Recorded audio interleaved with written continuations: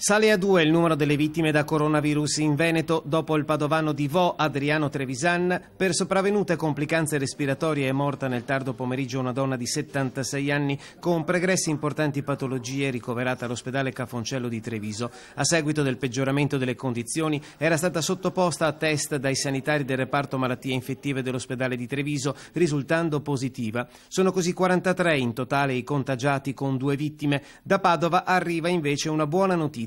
L'azienda ospedaliera ha dimesso una paziente di 47 anni giunta da Vo domenica scorsa. Aveva contratto l'infezione frequentando il locale bar. Poiché durante il ricovero è rimasta asintomatica e vive da sola, è stato attivato l'isolamento domiciliare fiduciario di 14 giorni.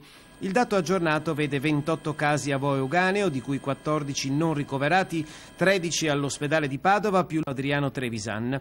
Dal cluster di Dolo e non di Mirano c'è un ricoverato in terapia intensiva all'ospedale di Padova, mentre altri 3 operatori sanitari sono in isolamento domestico. All'ospedale di Venezia vi sono i 3 ottantenni ricoverati con patologie pregresse e un paziente non ricoverato. Infine 2 contagiati di Saccolongo e Limena, sempre nel Padovano, sono ancora da associare a un cluster. Nel frattempo, ad oggi, sono ben 4.000 i tamponi effettuati con priorità per gli operatori sanitari e i pazienti degli ospedali di Schiavonia, Venezia e Dolo. Negli ospedali hub delle 9 ULSS venete la Protezione Civile ha allestito tende riscaldate per garantire un triage separato e 900 posti letto aggiuntivi qualora si verificasse un maggior afflusso di pazienti ai pronto soccorso. Dall'attivazione del numero verde della regione 846 2340, già oltre 5.000 le telefonate ricevute.